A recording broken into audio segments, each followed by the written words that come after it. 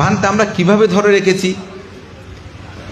আমাদের পরম শ্রদ্ধেয় প্রয়াত ডক্টর এফ দীপঙ্কর ভান্তে, তার একটা উদাহরণ তাকে আমার খুব মনে পড়ে এটা।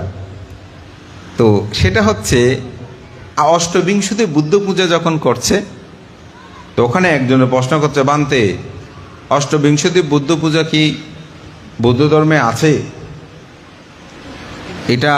এই পূজা কি বুদ্ধের সময়কালে ছিল? উনি একটা সুন্দর উদাহরণ দিয়েছিলেন, যে উদাহরণটা আমাদের আজান ব্রাহ্মা তার হৃদয়ের দরজা খুলে দেওয়া গ্রন্থে ওইটা আছে, কিন্তু আমি এটা প্রথম ভান্তে থেকে শুনেছিলাম। তো তিনি বলছেন যে নারিকেলের খোসা কিন্তু নারিকেল নয়, ভিতরের পানি এবং সাদা অংশটাই কিন্তু নারিকেল। কিন্তু খোসাটা যদি খুলে ফেলে দেন, তাহলে নারিকেলগুলো কি ভিতরের অংশগুলো বেশি দিন রাখা যাবে? একদিন, তারপরে নষ্ট হয়ে যাবে। কিন্তু এটা যখন আবরণটা চারিদিকে থাকবে, তখন কিন্তু এই নারিকেলটা আপনি অনেক দিন রাখা যাবে। এবং আপনি যদি না খেয়েও মাটির মধ্যে পুঁতে রাখেন, এটা অঙ্কুরোদ্গত হওয়ার সম্ভাবনা আছে। কিন্তু যদি আপনি খোসাগুলো ফেলে দেন, তাহলে এই নারিকেল বেশি দিন থাকবে না।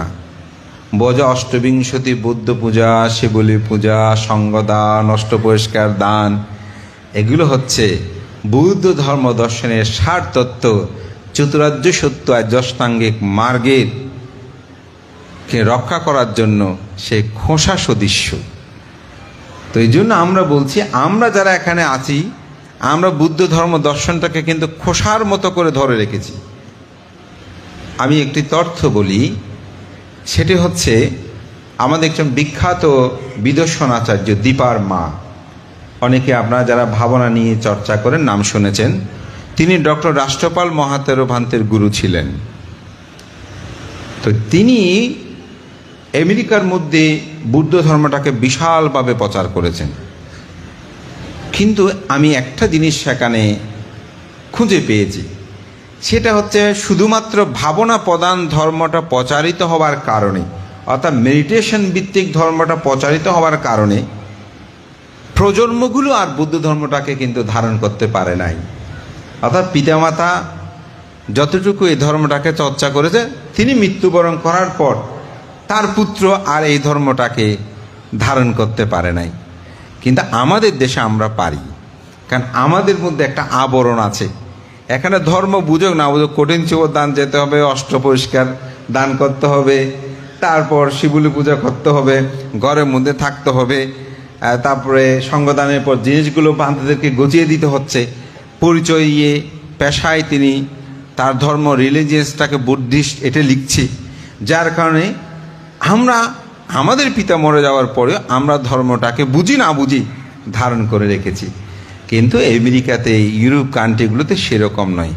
যদি সেরকম হতো, বুদ্ধ ধর্মটা আরও বেশি প্রচার প্রসার হতো। তা আমি যেটা বলছি, আমরা খোসাটাকে ধরে রেখেছি, আমাদের মাধ্যমে কিন্তু বুদ্ধ ধর্মের মূল বিষয়টা বিদ্যমান, কিন্তু আমরা সেটাকে উপলব্ধি করতে পারছি না। এই কিছুদিন আগে আমাকে একজনের প্রশ্ন করেছে, ভান্তে আমরা বুদ্ধকে পূজা করি, শিবলীকেও পূজা করি, উপগুপ্ত বান্তকেও পূজা করি, বান্তে সারিপুত্র মুগলায়ন আনন্দ, ওনারাও তো অনেক বড়, ওনাদের জীবনী পড়লে তো অবাক হই, ওনাদেরকে কেন পূজা করা হয় না? আমি বললাম, আসলে ওনাদেরকেও পূজা করা হয়। বলতে বান্তে কোথায়? তাই উৎসর্গের সময় বলেন না, বুদ্ধ পাচ্ছেকা বুদ্ধ আজ্ঞা সাবাকা মহাসাবাকা আরাহান্তানাং পূজেমি পূজেমি পূজেমি। তো ওখানে বুদ্ধ, তারপর হচ্ছে পাচ্ছেকা বুদ্ধ, তারপর আজ্ঞা সাবাকা, তাহলে অগ্রশ্রাবককে সারিপুত্র মুগলায়ন, মহাসাবাকাটাকে অশীতি মহাশ্রাবক যারা, আনন্দ, উপালি, শিবলী কুমার, এখানে সব বিদ্যমান আছে। তো আমরা একসময় অন্ধকারচ্ছন্ন জগতে ছিলাম, সেখান থেকে উত্তোলন করতে আমাদের মহা আচার্যগণ, যখন মানুষ লক্ষ্মী পূজা নিয়ে ব্যস্ত হয়ে পড়েছে, ধর্মের অন্ধকার পথে যাচ্ছে, তখন আমাদের আচার্যগণ বলছে, আপনারা যদি লাভ সংস্কার চান, অর্থবিত্ত চান, আমাদের মধ্যে একজন লাভিশ্রেষ্ঠ আছে শিবলী কুমার, তাকে পূজা করলে আপনার এটা লাভ করবেন। তখন মানুষ সে অর্থে এই শিবলী পূজাটাকে আলাদা করা হয়েছে। কিন্তু আমাদের পূর্ব আচার্যগণ তারা এতই যে ধীমান পণ্ডিত ছিলেন, তারা উৎসর্গের সময় কিন্তু বুদ্ধ পূজায় সেখানে আপনারা দেখবেন যে বুদ্ধ পাচ্ছেকা বুদ্ধ আজ্ঞা সাবাকা মহাসাবাকা আরাহান্তানাং পূজেমি পূজেমি পূজেমি। মানুষ যখন বুদ্ধকে পূজা করতে স্বর্ণ দিয়ে পূজা করছে, কিন্তু বিনয়গতভাবে স্বর্ণ ভিক্ষুরা গ্রহণ করতে পারে না, বুদ্ধ গ্রহণ করতে পারে না, তখন কি করবে? মানুষের আবেগটাকে আমাদের পূর্ব আচার্যগণ এমনভাবে লক্ষ্য করেছেন যে আপনি অন্যান্য পূজা করার সময় আপনি বুদ্ধকে সরাসরি পূজা করেন, কিন্তু আপনি যখন স্বর্ণ দান করবেন তখন বলা হয় ইমাং রাজাতা বুদ্ধ পাতে বিম্বাং উদ্দেশ্যে দানাং দেমা পূজেমা। অর্থাৎ আপনি বুদ্ধকে দিচ্ছেন না, কাকে দিচ্ছেন? বুদ্ধ প্রতিবিম্ব। অর্থাৎ যদি কোনো প্রাজ্ঞজন প্রশ্ন করে, এবং আমাকে করেছে একজনে, বলছে ভান্তি আমি তো বিনয় সম্পর্কে যতটুকু জেনেছি যে বুদ্ধ স্বর্ণ ধরতে নিষেধ করেছেন, বিগ্রহ ধরতে পারে না, কিন্তু স্বর্ণ দান কেমন করে হয়?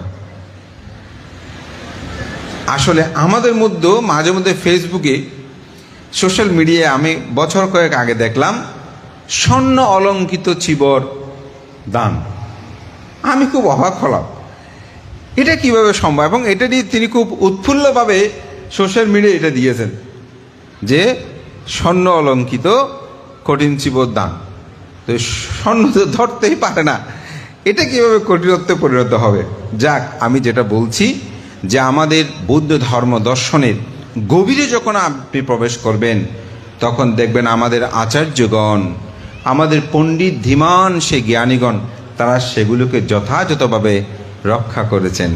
এখানে স্বর্ণটা আপনি বুদ্ধকে ডাইরেক্ট দান করতে পারেন না। কাকে দান করেন? প্রতিবিম্ব, অর্থাৎ বুদ্ধের মূর্তিকে আপনি দান করছেন যে।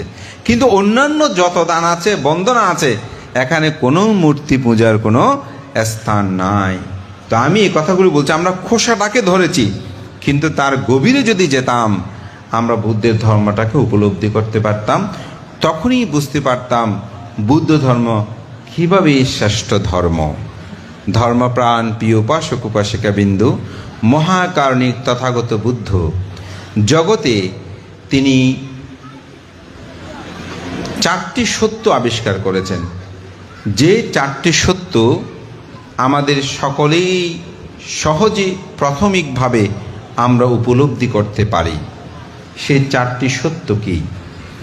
সেই 4টি সত্য হচ্ছে দুঃখ আর্য সত্য, দুঃখ নিরূত আর্য, দুঃখের কারণ আর্য সত্য, দুঃখ নিরূত আর্য সত্য, দুঃখ নিরোধের উপায় আর্য সত্য। পৃথিবীতে তথাগত বুদ্ধ এই 4টি সত্যকে বলেছেন যে চাতুর্শাস্যা বিনিমুক্ত ধাম্য বিননাত্তি, চতুরার্য সত্য ব্যতীত পৃথিবীতে আমি অন্য কোনো ধর্ম আছে বলি না। এই চতুরার্য সত্যই হচ্ছে একমাত্র ধর্ম। এই একমাত্র ধর্মের চতুরার্য সত্যটা যতক্ষণ কোনো মানুষ বুঝতে পারবে না, অনুধাবন করতে পারবে না, তার পক্ষে বুদ্ধ ধর্মটা প্রতিপালনের আগ্রহবোধ তার মধ্যে জাগ্রত হবে না। এখানে প্রথম যে সত্য, এটা হচ্ছে দুঃখ কি। আমরা সবাই এটা শুনি, জন্ম দুঃখ, জরা দুঃখ, বেয়াদি দুঃখ, মরণ দুঃখ, অপ্রিয় সংযোগ দুঃখ, প্রিয় বিয়োগ দুঃখ, যাহা চায় তাহা না পাওয়ার দুঃখ, অর্থাৎ পঞ্চ উপাদান স্কন্দ দুঃখ। এই দুঃখগুলো কি আমাদের সবার মধ্যে আছে? কেউ কি বলতে পারবেন ভান্তে আমার মধ্যে এই দুঃখগুলো নাই? না, কেউ বলতে পারবে না। আমার কোনো জরার দুঃখ নাই, বেয়াদির দুঃখ নাই, মরণ দুঃখ নাই, অপ্রিয় সংযোগ, যেটা পছন্দ করে না তার সাথে চলা। আমাদের অনেকগুলো অপছন্দ নিয়ে চলতে হচ্ছে না, সেটা কি দুঃখ না? প্রিয় বিয়োগ, অর্থাৎ খুব কাছের মানুষ, কাছের জন হারালাম, শুধু সেটা না, নিজের অনেক কাছের জিনিস, দাঁত পড়ে যাচ্ছে, চুল পেকে যাচ্ছে, চুল ঝরে যাচ্ছে, চামড়া থুলতুল হয়ে যাচ্ছে, এই প্রিয়গুলো বিচ্ছেদ হচ্ছে না, এটা দুঃখ না? দুঃখ তো। যাহা চায় তাহা না পাওয়ার দুঃখ, অর্থাৎ যেটা চাই সেটা না পাওয়াটাও কি দুঃখ। এটা আছে, সবার কাছে আছে, শুধু আপনাদের কাছে না, আমাদের কাছেও আছে। আমরা চাই একটা সুন্দর বিহার তৈরি করতে, এটাও দুঃখ তো, এটাও দুঃখ। আমি চাই খ্যাতি, যশ, প্রতিপত্তি, এটাও দুঃখ। আমাকে সবাই ভালো বলুক, ভালো না বললে সেটাও দুঃখ, ঠিক না? তো দুঃখ, এটা যাহা চায় তাহা না পাওয়ার দুঃখ আমাদের মধ্যে আছে। বলতে সংক্ষেপে পঞ্চোপাদান স্কন্দ দুঃখ, রূপ, বেদনা, সংজ্ঞা, সংস্কার, বিজ্ঞান স্কন্দ। এটা ব্যাখ্যা আমি যাব না, আমি শুধু দুঃখ সত্যটা আপনারা একটু উপলব্ধি করবেন। এটি জগতে ধনী দরিদ্র সকল মানুষের কাছে বিদ্যমান। কিন্তু এই দুঃখের কারণ কি? এই দুঃখের কারণটা হচ্ছে তৃষ্ণা। এই দুঃখের কারণ হচ্ছে অবিদ্যা। এই অবিদ্যার কারণে এই তৃষ্ণা উৎপন্ন হয়। এই অবিদ্যার অজ্ঞানতা থেকে এই দুঃখটা উৎপন্ন হয়। এই দুঃখ নিরোধ, অবিদ্যা নিরোধ হলে দুঃখ নিরোধ হবে। দুঃখ নিরোধের উপায়, এটাকে বলা হয় আর্যাষ্টাঙ্গিক মার্গ, যেটাকে বলে সম্যক দৃষ্টি, সম্যক সংকল্প, সম্যক বাক্য, সম্যক কর্মান্তর, সম্যক আজীব, সম্যক ব্যায়াম, সম্যক স্মৃতি, সম্যক সমাধি। এটাই হচ্ছে বুদ্ধ ধর্ম এবং এটাকে বলা হয় শ্রেষ্ঠতর একটি ধর্ম। এই ধর্মটাকে উপলব্ধি করতে আপনাকে স্বর্গ নরক কোথায় যেতে হবে না, কোনো ঈশ্বর, গড, প্রভু কারো আশ্রয়ে যেতে হবে না, এটি লোকজিৎ ভ্রান্তের কাছেও আসতে হবে না। এটি পৃথিবীর একটি জাগতিক সত্য। বুদ্ধ শুধুমাত্র এটা আবিষ্কার করেছেন। সে আবিষ্কারটাই যদি আপনার জীবনে আপনি প্রয়োগ করেন, আপনি দুঃখ থেকে মুক্তি লাভ করতে পারবেন। এটার একটা সূত্র বুদ্ধ বলেছেন। কেন এমন হয় সেটা আমি শুরুতেই সেটাকে গাথা দিয়ে ভাষণ করেছি। সেখানেই বুদ্ধ বলছেন, ইমাস্মিং হোতি, ইহা হয়, ইধাং হোতি, ওটার কারণে এটা হয়। ইমাস্সা সাতি, ইমাস্মিং সাতি ইদাং হোতি, ওটা হলে এটা হয়। ইমাস্সা উপাধ্যা ইদাং উপাজ্জাতি, ওটা উৎপন্ন হলে এটি উৎপন্ন হয়। ইমাস্সা আসাতি ইধাং না হতি, ওটা না হলে এটা হয় না। ইমাস্সা নিরুধা, ইমাস্সা নিরুধা ইধাং না ইদাং নিরুজ্জাতি, ইহা যদি উৎপন্ন না হয়, নিরুধ হয়, ইহা যদি নিরুধ হয় তাহলে ওঠো নিরুধ হয়। এই বুদ্ধের ধর্ম দর্শনটাই এক কার্য কারণ নীতির উপর নির্ভরশীল।